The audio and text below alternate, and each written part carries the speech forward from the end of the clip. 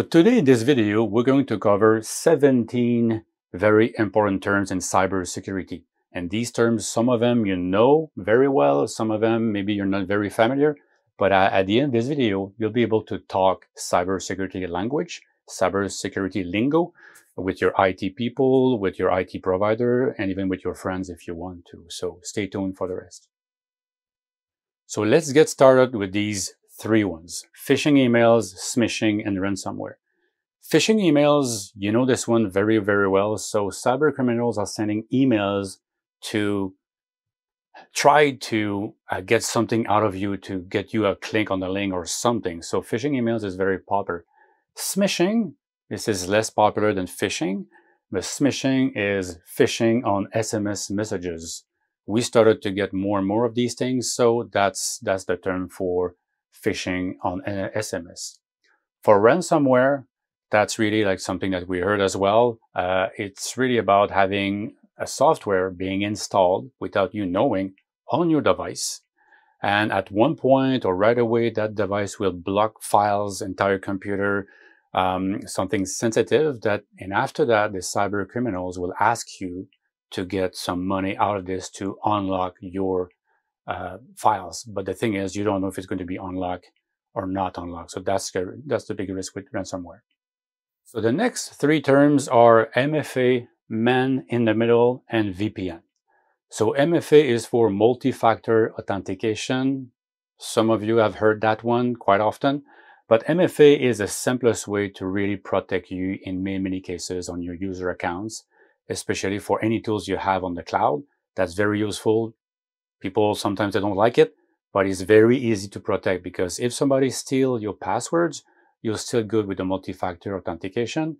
What it is exactly is it's another way of authenticate yourself through an SMS being sent on your cell phone, or the software that gives you a number, a code that you need to enter, not each time, but maybe every 4 hours, 8 hours, or every day to make sure it's you and confirm that you can access this user account. That's very useful to predict or to prevent any fraud. Man in the middle, maybe this one you never heard about this one, but this one is really like somebody or cyber criminals are intercepting messages between you and another entity. It could be your bank, it could be your accountant, whatever, and they are changing messages in order to extract information from the other person or the entity and yourself. So man in the middle. So with VPN, this is something that during the pandemic, you've heard and maybe some of you used it. It's not the best way of doing it. It's better to have a cloud access if you have a SaaS where your files and your tools are stored. But in the case of VPN, you can really establish a connection between your PC, which could be at home remotely, to a server or to another PC at the office. So this is something that many people used during the pandemic. So the next block of three is spam, antivirus versus EDR, and social engineering. Spam, again, this is something that you are very familiar with. It's really emails that you don't want to. And more and more these days, the spam emails are very well filtered. And if you want to help that, you can participate by saying it is a spam. When you do that, the servers on other, Google or Microsoft, they heard about you and many people saying this is a spam. That helps everybody else to not getting these spams, or at least they are categorized in the spam folder. And if you do that, and if everybody does that, you also get the benefit for you. So it's kind of a social thing that is very good to do. And antivirus versus EDR. First, antivirus is a software that detects and remove malware from a computer. And EDR is endpoint detection and response, which is something like more sophisticated in a sense that it's not only localized or local to your computer, but this is something on the cloud. It's a real-time continuous monitoring solution that knows what's going on in the world, and based on certain things and some rule, you can have some automation being built in that is going to prevent you from logging in because there is something, or prevent you from using it or doing certain things because something is happening in the world. And with this endpoint detection response that can prevent you to get hacked right away. So this is really something that is proactive more than the antivirus. I'm not saying that the antivirus is not useful, but it's two different things, and we need to know them. Social engineering, it's not necessarily a cyber thing per se, but it's really a way to manipulate some people through emails, through SMS, to try to extract confidential information, to steal your account, steal your personal information, and take advantage of that eventually by stealing, an example, credit card information, and get access and use your card to purchase their own stuff. There's also SEO fraud. So this is really like a phishing attack, very, very well targeted to senior executive being or showing the cyber criminal is pretending he is a C-level executive person, and he wants to send an order or a command or a request to get some sensitive information out of an employee. So this way the employee will provide the information and they will get the access to an account, perhaps a bank account again, or a software they can do different things with it. Spear phishing, it's another targeted phishing attack. So basically it's a very well prepared attack. Instead of doing phishing and sending emails left and right and hope to get something like phishing, it's more about targeting a specific company, a specific person, a specific team to extract the information again, to be able to access accounts and bank accounts and all these things. So very, very well targeted. And the human firewall, this is another one that is very, very important, because you must have heard about, firewall itself protecting your office. And now we have like phones and tablets and laptops going out of the office itself. But at the end of the day, what happens wherever you are, whatever the tool or the device you use, the human has to make a judgment call. And the human firewall, what it is really to get your team to be trained, to be aware of what's possible.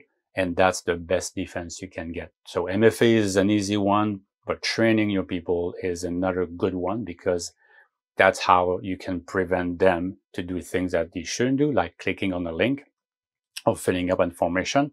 And by knowing the type of attacks that they can see, that's going to help them to no click on things, or make sure it's okay, or find a way to fix that. And during those training sessions, obviously solutions as well are going to be provided. So training on the humans, your employees. This way you create a human firewall. And 3 more terms on the lingo of cybersecurity: a PII, so personal identifiable information.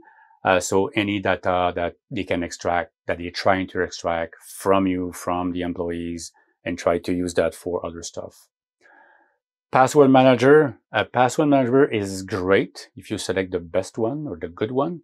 You can have one master password, and all your passwords that you use can be stored in a vault.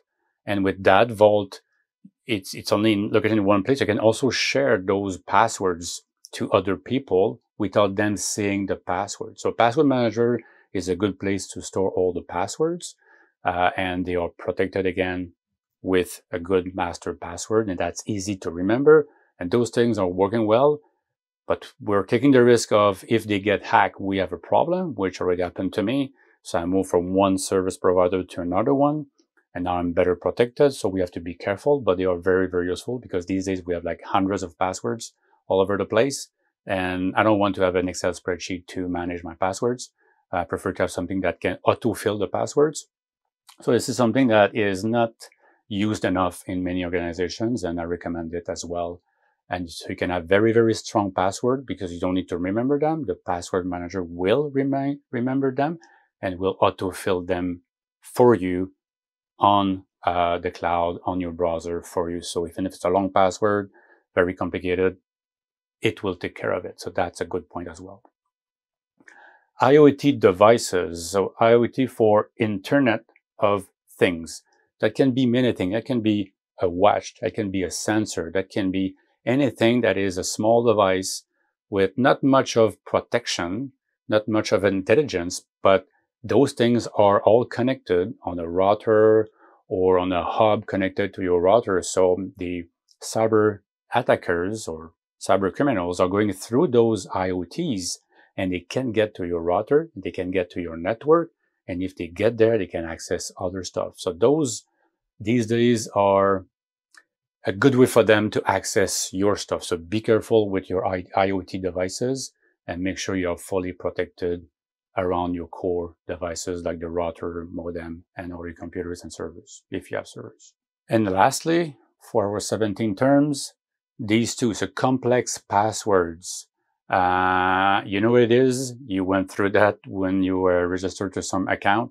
So having all these uppercase, lowercase letters and all these things. So for me, I'm making a link with the password manager that I just talked about, where it is good because the password manager can generate strong and complex passwords for you, and you can remember them easily. So this way you're safe on the password complexity, and the password manager can remember it and autofill it, as I said a few minutes ago. And cybersecurity versus information technology. And why I'm talking about these two together, it seems to be trivial, but cybersecurity is really about protecting networks, systems, people from cyber attacks. And IT, it's about management of your infrastructure, your technical or technological infrastructure. So why I'm saying it here is some IT providers are not necessarily offering cybersecurity at the same time. Sometimes they claim to offer it, but they don't go very far. So, and with the new laws coming in, you need to make sure you are taking care of it. So you should contact your IT provider and ask them if they are really, really protecting you from stealing the data of your employees and the data of your customers. So be careful with this. This is obvious, trivial, but at the same time, call your IT provider right away to make sure that you are fully protected in terms of cybersecurity.